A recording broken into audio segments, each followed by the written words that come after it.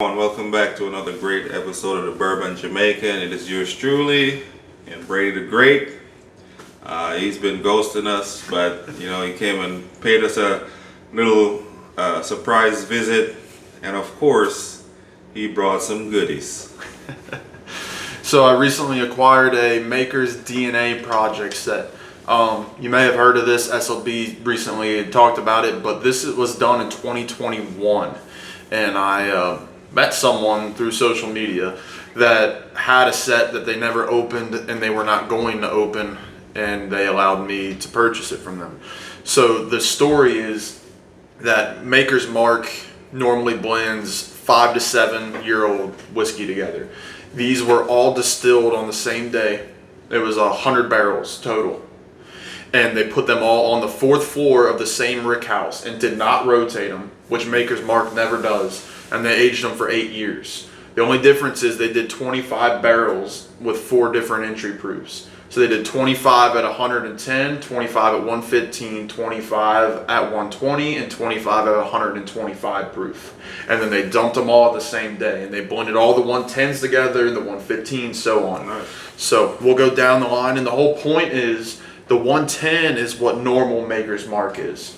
And they want to show you why they have never changed it throughout the history of Maker's Mark. So they just kept the recipe the same. It Yep. works. Why change it, right? Right. If it ain't broke, don't fix it. Right. So this is their way of saying this is why we don't change. Yeah. And then the second time they did this was cellar age, when they came out with the cellar age, and they said this is why we don't age whiskey really old, but everybody loved it. So this is a cool experiment. So we'll start at the 110. Yeah, I feel like they came up with a variety of stuff here lately and switching it up with the keepers and the what's that one I just got, the lost recipe. Yeah, that one's really good. The other thing that's interesting you'll notice as we drink through these is they didn't all go up in proof the same way. So this one went in at 110 and came out at 115. The 115 came out at 117. So it only jumped 2 where this one jumped 5. What was the difference? Why the difference would they jump? That, I don't know. That's a good question because they were all in a line together. So you would think that they would be the same, but the alcohol content was different in them. So the evaporation would have been different. Wow.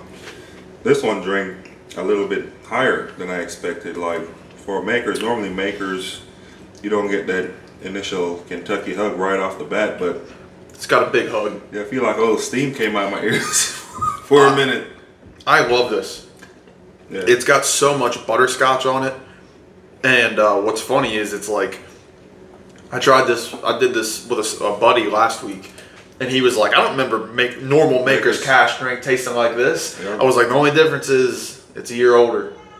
Mm-hmm. But I really like this. I've always been a fan of Maker's. The wood finishings are hit or miss, but this is great. Yeah, that one's good. It almost reminds me of that mocha.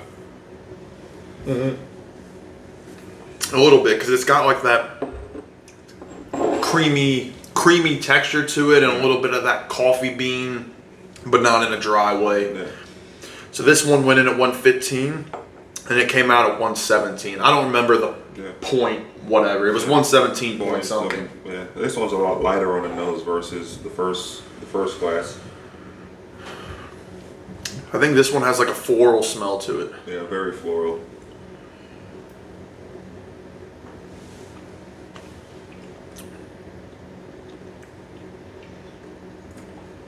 See, this one give me a little bit more of that cellar aged kind of note.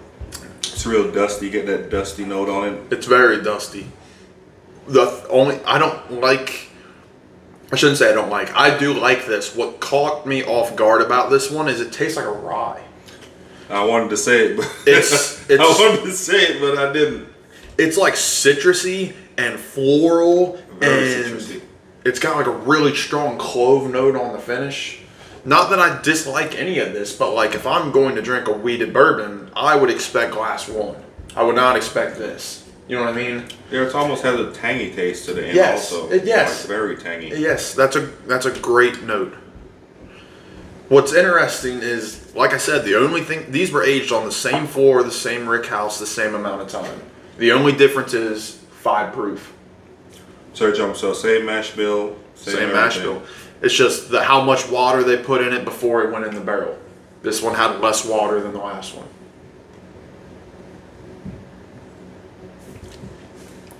That's a really good note though. The tang, like a barbecue tang. Yeah.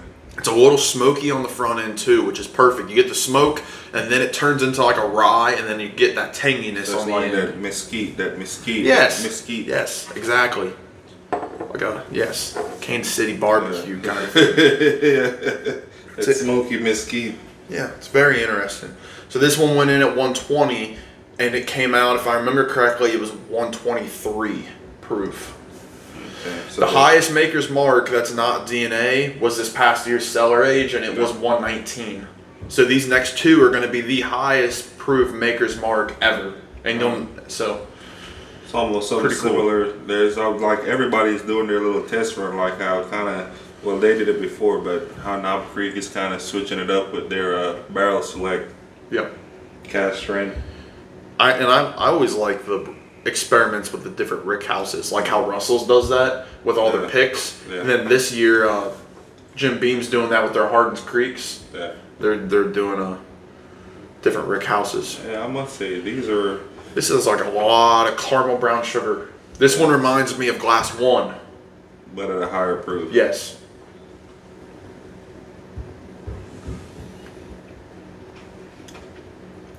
This is crazy. Like the proof on this is. This drink's. Take it back.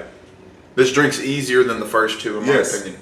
But it's not there. But like halfway down, you get the burn, but then it just disappears, which is weird. It's pretty creamy and easy going, and all this. I get the same thing. It gets to the back of my tongue, and I was like, "Whoa, that was hot!" And then by the time it gets to my chest, it's gone. And it doesn't have a hug either, which is interesting. It's gone like it's almost like the burn is almost like a black pepper or kind of any kind of pepper. So like you'll get that burn that's on the back side of your tongue, and then it's just let you salivate. Probably because you went through a couple of different. That's the kind of heat I get. Like I ate a jalapeno, where it's on the back of my tongue and in my throat, and then by the time it gets to my chest, I don't get the heat anymore. But hear me out. Tasting note. I get the caramel like I got on the nose. I get a little bit of the floral thing that I got on Glass 2. But this is going to sound weird. And I didn't even get this the other day when I drank this. I get like a mushroom. Like an uncooked mushroom. Like you bought mushrooms at Kroger and you open the package. How it's got that earthy smell. Yeah, it's dirt and just like how a mushroom normally smells. I don't know how you describe that. But yes, like a dirty mushroom. So I didn't get it. I'm getting that cellar age kind of dustiness on this one also, but it's like long after the finish. So like once the finish is gone, it just kind of lingers.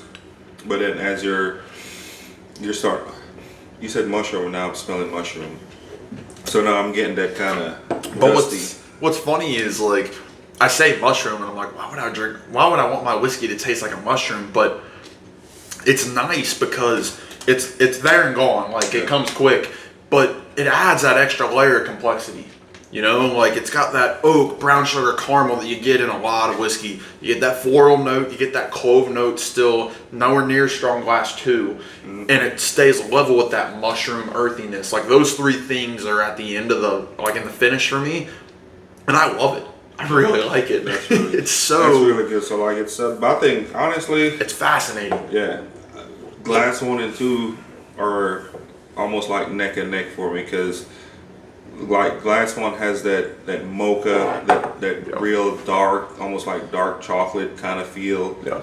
And then you got Glass 2 brings that heat, which is surprising. Like you said, I almost said the same thing you said. It's almost like a rye, but I'm just like, makers don't make rye. There's no way. But that Glass 115 proof one's crazy. Yeah, like it's drinking way higher than if you gave me that blind, I'd say that's an MGP 95.5 rye. Seriously.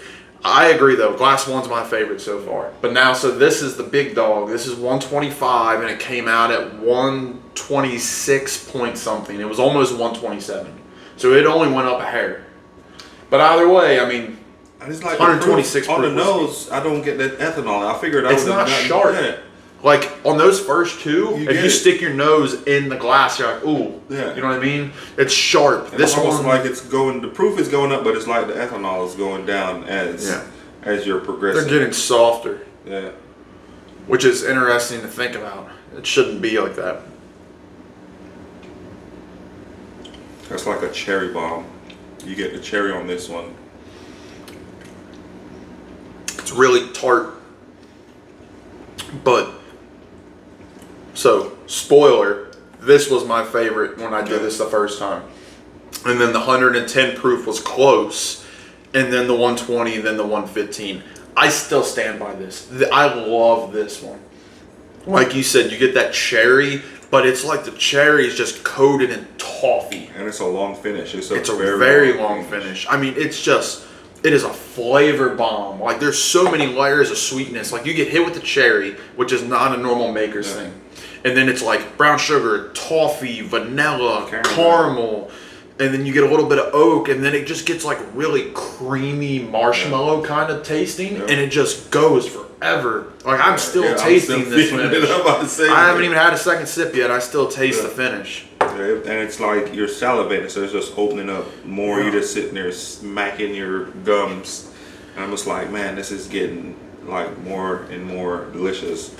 But for me, out of the four, man, honestly, it's probably because I like lower proof stuff, but I can't handle high stuff. One is probably my favorite at 110. I can't blame you. And it's really good. It's damn good. And then I would say this will probably be two, then the 115, and then it'll be the 120. This honestly gave me a whole like new appreciation for makers. Yeah. Because, you know, everybody always says, you know, why don't they do new things? Why don't they do new things? Well, they did this 4 years ago, and they didn't make a lot of it, and you had to be in their club at the time. But, like, you know, you do this, and you're like, okay, now I know. Yeah. Like, the 125, most people aren't going to want to drink 127 proof whiskey. No. So the 120 and the 115 weren't all that great in their eyes, most likely. And the 110 was just right. So, but I mean, I was on the beach a few weeks ago with my buddies, and we bought a Maker's Cask Strength. It was 113 proof. It was $45. Yeah. Took it on the beach. Really good. This one you can tell is slightly older. Yeah. But I mean, you can't go wrong with that for $45 all day. You can't beat that. It's just almost like a coffee truffle toffee. This flavor out the wazoo.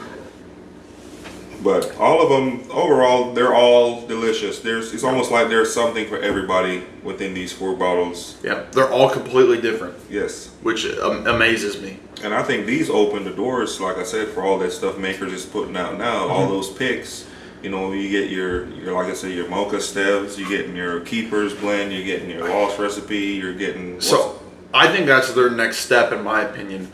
If they have 5 staves, and each release is 10 staves of the same kind. So like they did last year, the Heart was 10 French Oak.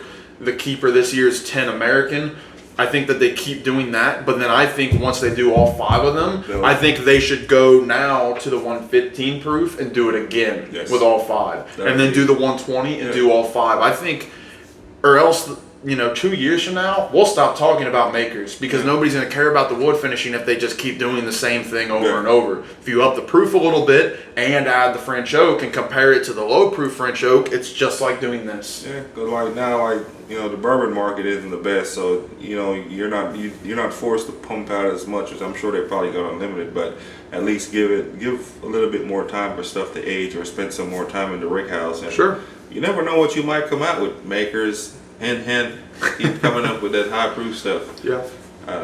But yeah, if you made it this far in the video, man, and you like what you're seeing, hit that subscribe button and tell us your thoughts. Like if you've had either or all of these before, drop something in the comment and tell us what you think about these. And Brady, thanks for sharing this with me. I really appreciate it. Of course. Even though you've been gone and you know you pop up and pop in, but you know I always appreciate you coming and hanging out and helping. You know, shout out Dropping Nukes as always. You know, these guys have helped me over the years, and we went on from bourbon hunting and all kinds of crazy stuff together. But you know, this is the stuff that always brings us together, and that's one of the things, you know, since day one. We all enjoy bourbon, we all enjoy each other's company. But like always, thanks for watching. Come back and see us. Maker's Mark, DNA 2021, all 4. Hope you all enjoy this. Thanks, guys. Look for more.